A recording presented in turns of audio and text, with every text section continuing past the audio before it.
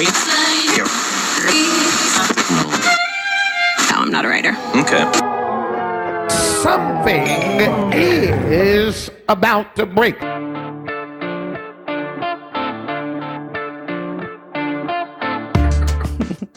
Hey everybody, welcome to the About to Break podcast. I'm your host Taylor Hughes, and this week I am joined by one of my best buddies in the entire world, Zach Gendra. Yes, I'm so happy to be here just for the intro. And you're not joining me over Skype. No, I'm actually in the shed quarters. You're in the shed quarters right now. This place is so great. This is my favorite new place. I'm so happy that you went into debt to build this shed in your backyard. Because how helpful is it going to be for the show and Yes. your state of mind and creativity? It's fantastic. I am so grateful. We, for those of you who do not know, we built a shed and then we converted it into a room. Yes. It's a wonderful room. Very, very nice. Yeah, it feels fantastic. It's got a good vibe. And you'd think it's tiny, and it is, but Yep. it doesn't feel like we're Nope. both in here. We're both working on our computers. There's Nope. plenty of room. Part of the deal with building the shed quarters was when we finished it, I said, Zach, you got to fly down from Seattle. Zach has a great podcast called Losing Our Religion. I encourage you to check that out. If you have not, in fact, you can hear an episode or two with me on Your the show. whole backstory is on there twice. Yes. You're on the podcast twice. Your whole backstory is Yeah, definitely I think on there. episode 6 of Zach's podcast, I say everything I've never said on this show about my past. And you're on my episode 000, the very That's first one. true. To help me tell my story. Tell which your was tough. story, which is tough for me. that was a tough one, but we Yeah. did it. We did it. Now, here's the thing. Part of this ties in because you and I have been talking. We came down. You came down here so we could do this kind of mastermind, brainstorm, plan for our podcast for the future. Yeah. And you really called me on something that's encouraging. I'm sorry. Don't be sorry. Okay. I'm grateful. Guys, you have to have good people in your life that love you enough to be okay with maybe I'm going to say something that's going to upset you. Yes. But it didn't upset me at all. Okay, good. Because part of why I started this podcast was I wanted honest conversation that was going to challenge people and remind them that they're not crazy. Right. That they're not the only one going through it in entertainment. Yes. And one of the things Zach said to me was, I don't think your show is what you say it is. Essentially, it was more like this show is about breaking. Yes. Right? And screw their success stories and advertising what they're doing now. And it was more like, Taylor, do you feel like you're giving the listeners stories of the actual breakdowns? Yeah. And you were like, I don't. Right. I mean, the whole idea with this show was you can hear entertainers on every other show talk about all the great stuff that's going on. You can tune into Jimmy Kimmel any day and hear the next promotion of what they're doing and hear. Right. But you can't, there's nowhere to sit down with an entertainer and go, you know what? I almost quit last week. Yep. Because I had the worst show of my life. Again next week. Yeah. Yep. So guys, we say all that because we want this to be that. We want to be, I'm really striving to make this more open and transparent and honest, which is what your show is all about. Yeah, we try. And so I'd love to hear from you. What do you guys want to hear? What do you like? What works for you? What doesn't? Send us an email. Go to the website, abouttobreakpodcast.com. Drop us a line. That makes a huge difference. What if they shared something that they're breaking down about? Oh, their breaking point. Yeah. I would love that. Yeah. Yeah, that'd be fun. Let me know what's going on. What are you doing? What are you challenged by? Yeah. What makes you want to shut the whole thing down? We all get there. We all get there. I say it. I love my life. I love my family. I'm married to the greatest woman I've ever met. I love the shed quarters. I love our home. I love living in California. I love performing for a living. And yet a couple times a month, I'm like, I got to be this guy again. I'm with you. So please drop us a line. I will read every single comment and email, and I will reply to every single comment and email. So you can get to us on the About to Break podcast.com website, or you can get to us through social media, and we will reply. I'll get back to you, and we'll talk. And let me throw this out too. Please, and I'm gonna say this. You and I didn't talk about this ahead of time. No. I'm a producer of your show, $5 a month. It's not a lot of money. But that makes a huge difference. $5, man. I mean, That's a big over deal. 12, 5 times 12, I can't do math in my head. That's $60 a year. $60 a year. That's a lot. So I'm in here working with you right now, and you've had this MacBook forever that you produce the show on, you do a lot of work on, and it's on its last legs. It keeps restarting itself. You just boosted memory, trying to get it fixed. It's working. It's not working. I want to say right now. Okay, I did not know he was going to say that this. I'm going to start a GoFundMe for Taylor's You are computer. not. Yes, and I'm going to be the first one to contribute $100 towards Taylor's nest. And so here's what I want you guys to do. We're going to do a GoFundMe. Oh my goodness. And the link will be in the show notes. Go give Taylor money for this new laptop. I'll get it started. And then, even better, just become a producer. Go to abouttobreakpodcast.com. Yes. Find down to the become a producer button. The become a producer button. It's so in $1 a month, $5 a month makes a huge difference to us because if 100 of you gave $1, that's $100. That's $100 a month. That's huge. That's the shed quarters credit card payment. Right. A lot of people, that's one of the things that I think is challenging too, is that, sometimes people say, oh, you're doing all this stuff. And they think that that the money's just rolling in. Taylor, I believe in what you're doing. Thank you. It's a good thing. It's encouraging to me. It's encouraging to other people. It's really simple. Hey, value for value. You're giving value to people for free. Dude, we can help out. We can do it. It's going to be great. Oh my goodness. Hey, thank you, Zach. You're welcome. And I want to do a shout out right now. We have a new producer this week. Yes. Jess Kruger. Yay! Already. It's time to sing. Jess Kruger. Let's sing the About to Break welcome producer song. All right. How's it go? Welcome, Jess Kruger. Kruger. I said your name wrong. Sorry. For being a producer.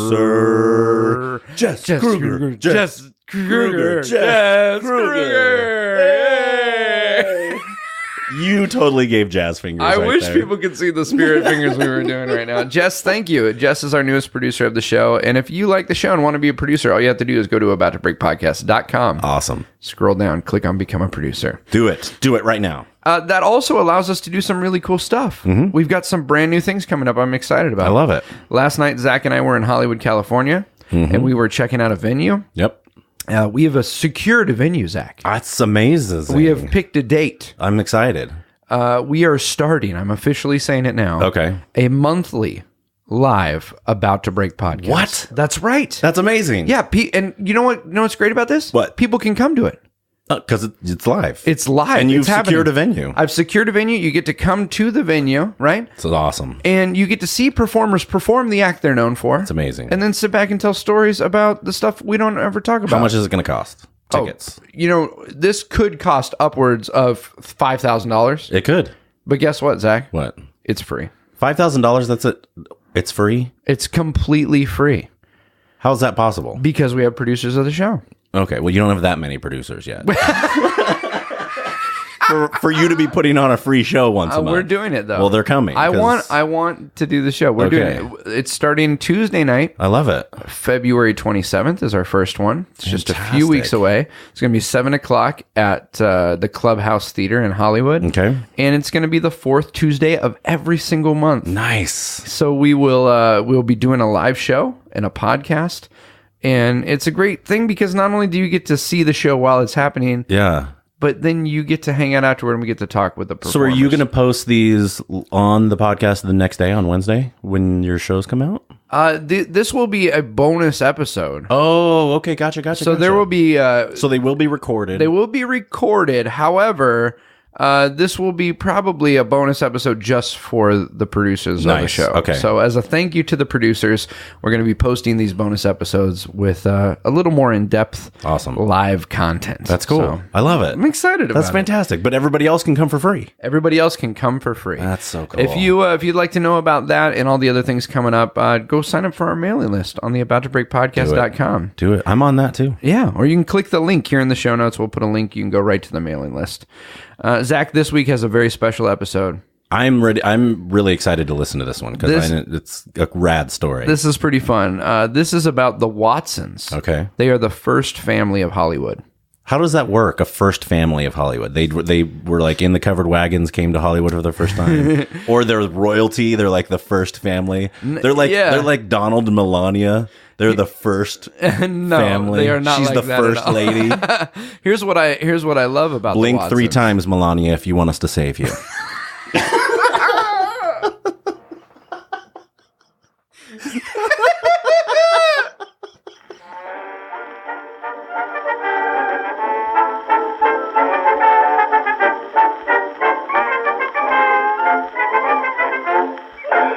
So the Watson family started because J.C. Watson married Golda Watson in 1910. Same last name? They didn't have the same last name then. No, but she took his last name. Gotcha. And they agreed that they would be one family. I love it. Yeah. So in 1910, they get married, and they moved to what is now considered Echo Park. Okay, I've been there. Mm-hmm. Yep. Echo Park is a great, young, hipster, vibey part of LA that 10 years ago used to be where you would drop dead bodies. Nice. So it's been gentrified. Yeah. A little bit. It has. From dead body drop to hipster haven. Yes. They moved to Echo Park. It wasn't Echo Park at the time. Okay. It was just LA. It's just a part of LA. Yeah. They moved to this neighborhood in 1910, and just a couple years later, Mack Sennett of the Keystone Studios, you know the old Keystone Cop movies and all that? Yeah. Mack Sennett builds his studio right next door to their house. Really? So they become next door neighbors with the first movie, one of the first movie studios in Los Angeles. Wow. So we're talking like silent era movies. We're talking about like the Keystone Cops. Wow. Buster Keaton stuff. We're talking like Charlie Chaplin days, right? Okay. Now, the dad starts working for the movie studios, and at first he's an assistant director, and then he becomes like a tech guy and starts doing like all the wire work to make the flying carpets and the Thief of Baghdad fly and that kind of stuff, and finding out that if they turn the camera upside down, they can get shots they couldn't get before. Wow, so it's like cool. First special effects happening. Yeah. Well, here's what's cool about the Watson family is they don't just have one kid, Zach. Like you would think like, oh, maybe they have a kid? Right. Guess how many kids they had, Zach? I'm just 9 came into my head. That's exactly how Are you many serious? kids. Yes, I'm dead serious. That is a lot of children. They had Coy Jr., Vivian, Gloria, Louise, Harry, Billy, Delmar, Gary, and Bobs. They had a baseball team. They did. They could have played a scrimmage. Wow, that was before modern medicine. That was before modern medicine. Jeez. They had all the children, and here's what's great. Harry, who's like right in the middle, Harry Watson, is my wife's grandfather. You're kidding. No. That's pretty cool. Yeah. Wow. My wife's grandfather was right in the middle, and when I first met him, I was just mesmerized by him. He was just one of the coolest guys I've ever met. I didn't know that he was like this old child actor in Hollywood. Wow. But he was funny. Like we went to his brother's funeral, and at his brother's funeral, he walked up to me with a flower. And he was holding the flower just under the bulb of the flower and holding the stem. And he said, my brother would want you to have this. And I grabbed the stem, and I didn't know he had taken the top of the flower off. So he left the stem in my hand, and he just walked away with the whole flower. Like he used to bake cakes and put like silver dollars in the bottom of the cake so that when the kids would get a piece, they might get a silver dollar. Really? Yeah, he didn't know that they would lift it up and look on the bottom. Right. Just a super fun dude. That is Like awesome. I feel like he's my spirit animal. Yes. That is so cool. He would like when they have swim parties and the kids would go swim at their house in Tahunga when Katie was little. Yeah. All the cousins would be swimming, and he'd go get his like full 3-piece suit on and stand by the pool and act like he was going somewhere so they could push him in. And then pretend he was all upset. But he totally did it on purpose. That's awesome. So I just absolutely love Harry Watson. He passed a few years ago. He used to call me Now You See Him because I did magic. But what's amazing is, so when Harry was a kid growing up next to the movie studio and his dad worked with all the directors and they became friends with everybody, what they started to do was the directors would come over and they'd say, hey, we need a couple kids for this shoot. We need a boy about 9 years old. So he'd bring 3 of his kids who were kind of in that age range. They'd line them up at the fence, and he'd say, I'll take the one in the middle. Hand them over the fence. They'd go work in the movies for the day. Wow. That's awesome. So these kids, like when you look at old Hollywood films like Mr. Smith Goes to Washington, all the kids in there are my wife's oh my gosh, grandpa and all of his brothers and sisters. It's the Watson baseball team. It's the Watson baseball. They literally became these amazing, like, we have photos of him riding Shirley Temple on the handlebars of his bike in Little Miss Broadway. Cool. And he danced with Fred Astaire in Damsel in Distress and was with W.C. Fields. And wow. I always had wanted to do a show about the Watson family and to feature their story. But after he passed, I thought it wasn't going to happen. Mm-hmm. And then I found out that her 94-year-old Uncle Billy, wow, who was number 6 in the lineup, is still living. Wow, okay. And I got on the phone with him just before his 94th birthday. He was born on Christmas Day. No way. And we had this amazing conversation, and we talked about family, and we talked That's about so cool. what it's like to be born into Hollywood. Yeah. And it was just this incredible conversation. So I love it. that's what the show is about today. It's featuring the Watson family, and this is their story, and this is it told from Billy Watson.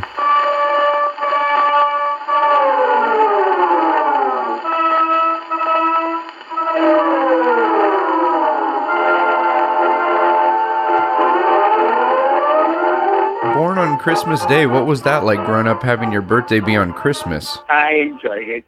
I only got one present, but I never really thought about it, Taylor. I really did. I never had a birthday party until I was 12, I think. We had such great Christmases when I was a boy, and I never missed it. 8 other siblings running around. Nah. With 8 other siblings, you had a lot of people to celebrate with. Oh, yeah. And it was fun. Some kids don't have any family. It's terrible. Right. So I'm very, God was very good to all of us. Yes. Were you the youngest in the lineup, or where did you fall? Oh, Delma, Gary, and Bob. I was number 6. Number 6, okay. Coy, Vivian, Gloria, Harry ahead of me. For folks who haven't heard the story, the movie studio that you grew up next door to, was that the Mack Sennett studio? The old Mack Sennett studio in Douglas Fairbanks had a student there at a studio. The old Edendale and Mary Pickford. This was the original Hollywood, Edendale. Yes, which would be, I think now would be Echo Park area, they call it now. Yeah, yep. But yeah, Edendale there, and you kind of, without planning it, the family became in, the cast of so many films because you were right next door. Is that right? Oh, yeah. Yeah. The story goes when one of the studios needed a kid in their movie, and just holler over the fence, "Hey, Coy, got a kid about 7 or 8," and he'd show Harry, me, and Delma, and they said, "I'll take the one in the middle." So they handed one of us over the fence, and there we went. Oh, wow. How old were you when you started working in the films? I was a baby, so I don't really remember. I was 6 months old, 6 to 8. I forget which. Of course, my mother just told me, but yeah, that was the first. And many of us were in movies. As I always has a family. Yeah. And we were in one where we played Fatty Arbuckle's family. Mm-hmm. And he has a bad dream. There all 6 of us were in striped black and white uniform. all with sledgehammers, and I had a little hammer pounding on a rock. I remember watching you all in Mr. Smith Goes to Washington. Yeah, there's just 4 of us in that one. Yeah, Harry, Delma, and Gary, and I. Did you guys ever get into any trouble on the sets? Would you play during the breaks, or how did that work? No, we knew what was going on. We were pretty well contained. Having 9 kids, you can't just let them do what they want to do. They were great parents. Yeah. We did behave, yeah. The only one I remember, they were playing the game where you take little paper cups. Uh-huh. Little black paper cups. Okay. You open them up and put water in them, and then fold them up. And everybody was doing that around the set, and Bob did it to the photographer, the cameraman. And he had a $500 very expensive light meter. Oh. And he'd use that to see what to set the camera at and all. Yep. Bob dressed up to it, and we'll get by. Oh, wow. That's the only trouble I think any of us really did.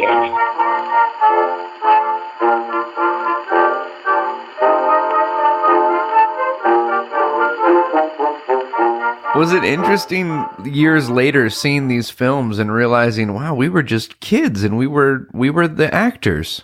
We thought it was fun. I never did think we were anything special. It was just normal life for you. Oh, yeah, just normal kids, and went to school, and we'd work in a movie, and, we could see it at the local theater. Yeah. And we wouldn't say anything about it. Probably some people, is that you in that movie? Sometimes we'd say yes, sometimes would say no. And I always got kidded because I had long hair in case he wanted me for a Western. Your father did a lot of Westerns, right? I remember one story of him riding a horse as a cowboy and then chasing himself. Is that? Oh, that was Dad when that's before he had all of us. I think he had Coy at the.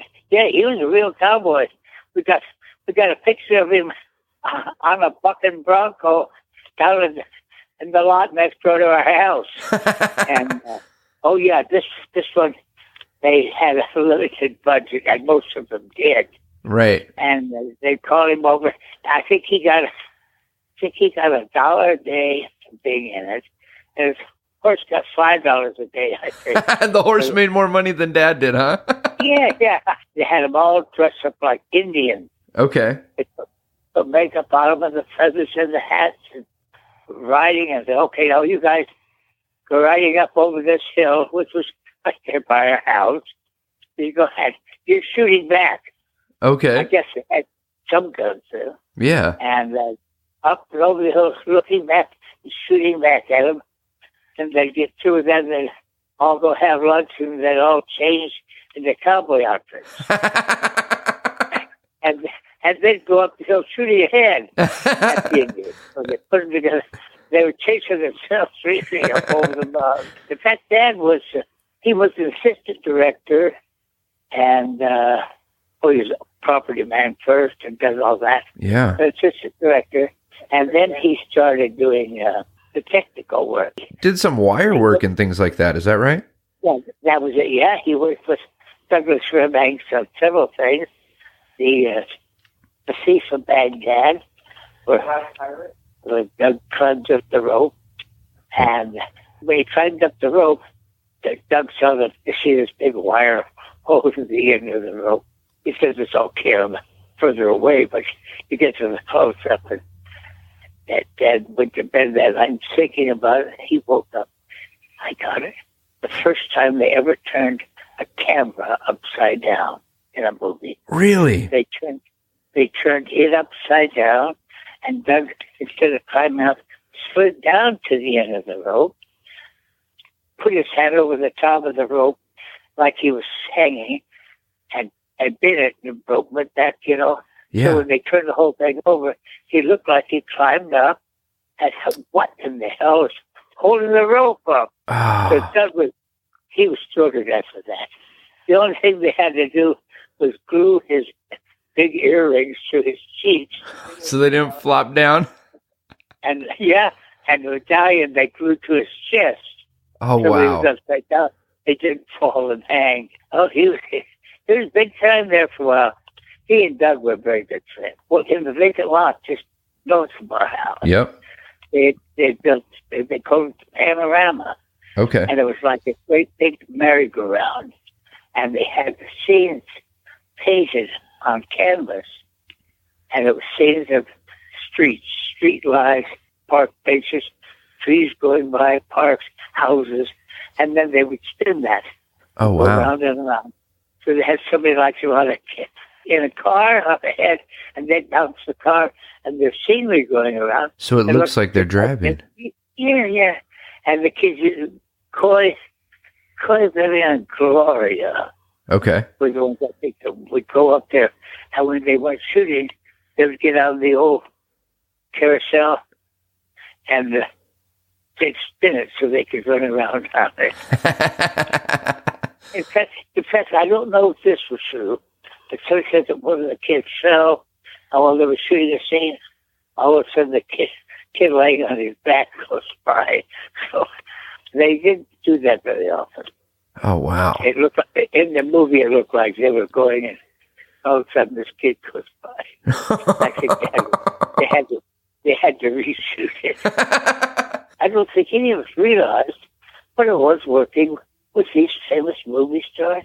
When I worked with Katharine Hepburn, right. I didn't remember her as a great movie star, which she, of course, was. Right. Clark Gable, I worked with. Bob's worked more with Clark. Yeah. But they were all really good, decent people. Yeah. The only ones that were the snobs were the ones that came and made it overnight or slept with the right guy overnight. Yeah. And they got a big part. And that's why Dad would never let the girls work. Because he knew what the Hollywood scene was. And, if the family worked, the girls would work. And my sister Louise was a wonderful actress. She could have been a great star. But Dad would let her work. Dad just wanted to protect the family first and foremost. But we all worked. Coy was one of the original R gangs. Little Rascals, yeah. When they first started out, silent movies, it never meant we liked the people we worked with in Delmar with Tracy in the two Boys Town movies. Right. Tracy won the Academy Award for Boys Town. They sent him a telegram. He called him Uncle Spencer. Congratulations, Uncle Spencer. I knew you could win, and I'm so proud that you did. And he got a telegram back saying, "Thank you, Bobby, dear. Half of the statue belongs to you." Oh, wow. And that Bob always was very proud of that.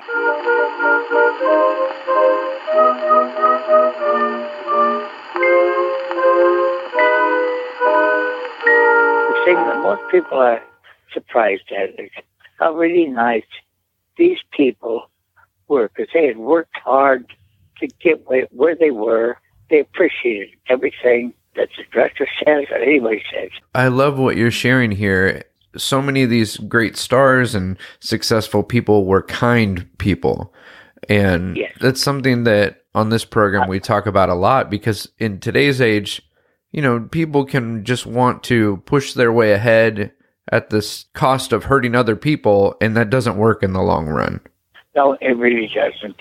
And it's people you are kind to on your way up that really you appreciate, when you're not the big shot anymore. It's so rare for an entire family to be involved in the same type of work, and especially in Hollywood. What advice would you have for people who are maybe in the industry who are trying to raise a family and they want to do it the right way? What did your parents do, or what choices did you guys make that kind of helped with that? The kids were the main thing in all things. MGM wanted to sign Bob's after he did Boys Town, and the dad wouldn't do it. He said, no. I've seen what so many kids do. They get swell heads, they get uppity, and he would not sign it. Yeah. They wanted so bad to sign and have a 7-year contract, and he wouldn't do it.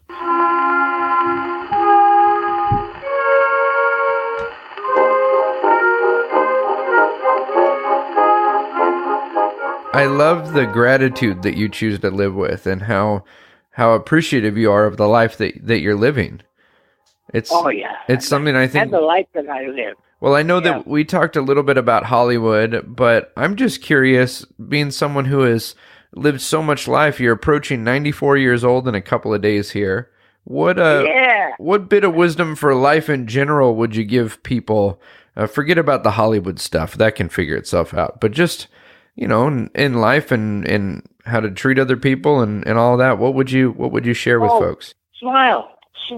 You'd be surprised. At Walmart or Safeway going down, see somebody coming at you, and you smiling, and they look at you. I'm scared a lot of them saying, "Hey, smile."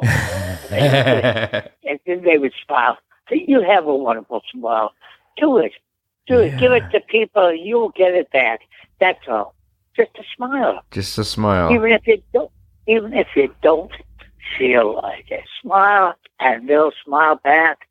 Do good. And you see somebody who isn't doing very good, then you just be kind. Give what you can and do what you can. At the end of this road, boy, that's all you've got. Look back, and I did this and I did that, and I'm very glad. I can't thank you enough for taking the time to do this and for sharing, and I'm really grateful for the stories, and just beyond everything that you shared story-wise, I'm encouraged by just who you are and how you approach life, and the idea of being grateful and smiling is revolutionary. It shouldn't be, but it is. Well, I hope it catches on a little bit. You keep smiling. That's very important. And you're married to Priscilla's daughter? Yes. Yeah, Katie. Priscilla's daughter, Katie, is my wife. Oh, yeah. Well, Priscilla, I just loved her. That was my brother Harry's first daughter. Mm-hmm. She was the prettiest thing. When she was little, she looked like a porcelain doll. Mm. She really did. That blonde hair. She's a beautiful. Don't ever tell us it. They're all really good kids. It's a good testimony to who you guys are as a family, that it passed on. Good. Well, buddy, you take care, and it's really nice talking to you.